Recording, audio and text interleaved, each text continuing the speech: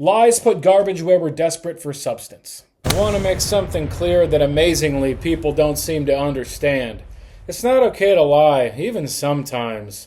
You cannot lie to help someone. That's not how it works. Think about it. The truth is what's real. The truth is reality. If I tell a lie, I'm stealing reality out from underneath people. How do I expect them to orient themselves and to function if they don't even have accurate information about the world they're experiencing? Lies feed us bad context, or bad evidence about what the world is. This problem isn't trivial, it's catastrophic, and it's getting worse. It's undeniable that we're all receiving some amount of lies in our daily lives, but I think that number is increasing. We intuitively know when we are receiving questionable information. That's why some people seem suspicious, so we become skeptical and reluctant to trust them. We can often infer from their behavior and their tone of voice that they are giving us selective or inaccurate information.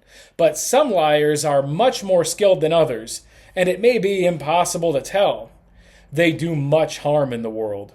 It's easy to become a liar. Speaking for myself, I think I told more lies than I realized before I was completely committed to living honestly.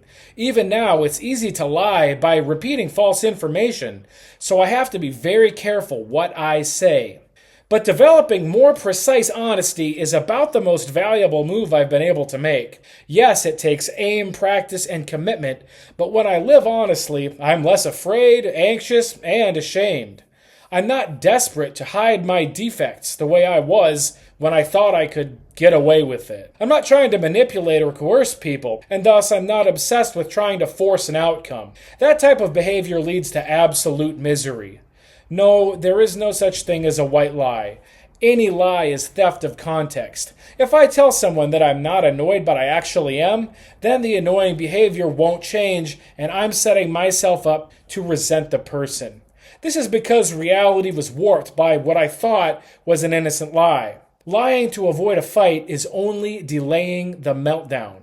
You cannot lie to help someone. If you practice lying, like anything practiced, it will become habit, and you will fall under the impression that you're good at it. You'll tell even more lies. People will start to catch you in your lies. Sometimes they will call you out on it, and sometimes they will notice without saying anything.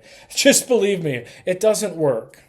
I can't believe I even have to say this, but if you consider yourself Christian and have not broken the habit of lying, I humbly suggest making that a top priority. Jesus claims to be the way, the truth, and the life.